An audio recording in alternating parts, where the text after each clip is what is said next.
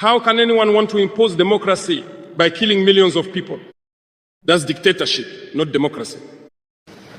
You can't force it on people. We've seen scenes where people were prevented from entering assemblies.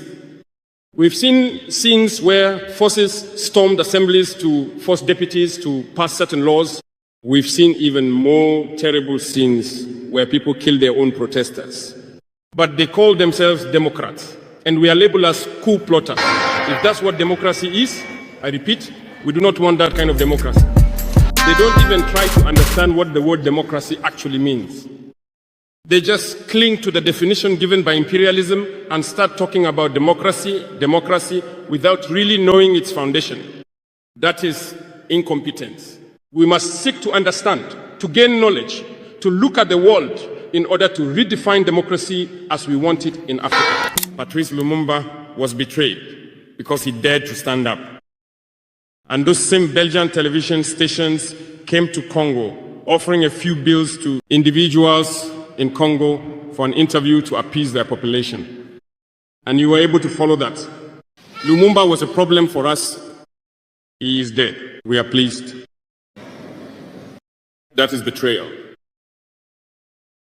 Many other heroes have fallen so that we can be here today. Many children in Congo have been tragically dying for years. Several other conflicts, such as in Sudan, exist on the continent. We would have liked to see the African Union mobilize forces and all necessary strategies to support these states so that they can regain peace. For nearly 10 years, the Sahel has been the stage of international terrorism. But we see no support from these organizations to find a solution to this problem. Let me give you an example.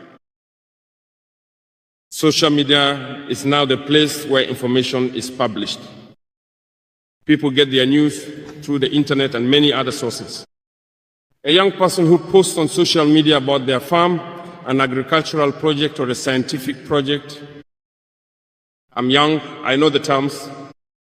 He might not get 1,000 views, but a young person who posts about trivial things gets millions of views. I am Ibrahim Traore, and today I am exposing the false narratives. You label me a young radical military leader, an enemy of the West. But I speak the truth, and this time you can't silence me, you can't mute the microphones, you can't turn off the cameras, and your editors can't manipulate my words. The world you once controlled no longer exists. Millions now hear unfiltered voices like mine, voices you've tried to drown with lies for decades. As a child, I only saw negative images of Africa on television, starving children, drought, violence, and war.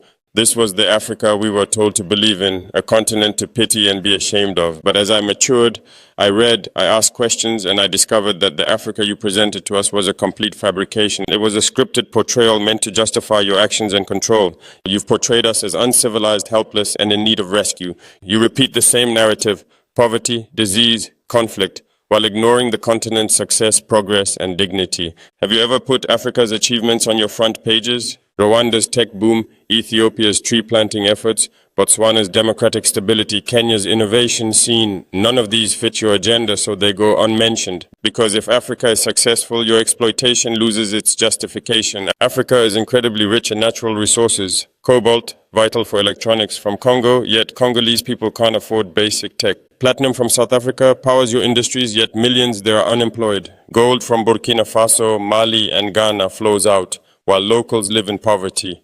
Diamonds from Sierra Leone, Angola, and Botswana are worth billions, yet miners earn $1 a day. Uranium from Niger and Namibia powers European cities, while African villages remain in the dark. So the real question isn't why Africa is poor, but how it's been kept poor despite such abundance. The answer? Colonialism didn't end, it evolved. You no longer colonize with armies, you do it with corporations, unfair contracts, and debt traps. You use bribery, backroom deals, and offshore accounts to drain Africa's wealth. You make long-term concessions, demand tax exemptions, ignore environmental and labor rules, and then secure your interest with private security firms. You control ports and transport lines, from mine to export, but never build for the people. The system works in silence. You show images of suffering, but hide the billion-dollar flows of diamonds, oil, and minerals leaving the continent. You create corruption, own the infrastructure, suppress dissent, and manipulate the media, All of this while pretending to be benevolent. Let's talk specifics. Glencore, a Swiss mining firm, made $256 billion in 2022 from Congolese cobalt, but paid only $500 million in taxes, just 0.2%. Rio Tinto extracts millions of tons of bauxite from Guinea, leaving behind toxic pollution. Total Energies pumps oil from Angola and Nigeria, reaping billions while offering little to the local people. Anglo-American, one South African, now UK-based, takes vast resources, leaving 6 million miners jobless. And beyond these visible injustices, secret deals and financial manipulation siphon off $88 billion illegally from Africa every year. Meanwhile, you boast about giving $4 billion in aid. In truth, Africa gives the world far more than it receives. France keeps 14 African nations tied to its old colonial currency, the CFA franc. Half of their reserves are still held in the French treasury with negative interest. France extracts $500 billion annually through this setup, yet when it gives $10 billion in aid, it dominates headlines. Britain runs the global money laundering hub. The City of London and its offshore territories hide Africa's stolen wealth. The US controls Africa through its military command, AFRICOM, with 46 bases, not for security but for resource control. And China has entered with promises of partnership, but in return takes ports, mines, and land for decades, locking countries into debt. None of this is covered by the mainstream media. Why? Because they're owned by billionaires with vested interests. The biggest media outlets are funded by the very corporations exploiting Africa, oil, mining, arms, and pharma giants. Their editors and reporters come from elite institutions, speak only colonial languages, and represent a narrow worldview. So how can they tell Africa's story? I think they haven't understood something. When we say the homeland or death we shall overcome, it's not just a phrase, it has its full meaning. We are not afraid and we will never be afraid. We will continue our struggle. They have undoubtedly and surely scared numerous African heads of state. We ask them questions about why you don't do as we do, why you don't support us. Some tell us they are entangled, some tell us they cannot. Let us not be afraid tomorrow to go out and tell the people, we apologize, we have been compromised, we have ill-gotten gains, we have been constrained by many things, and we ask for forgiveness and return to the right path. America cannot tell the truth about herself. If the history of this country were written, you would have to say that this country is a nation of thieves. It began by stealing this country from the red man.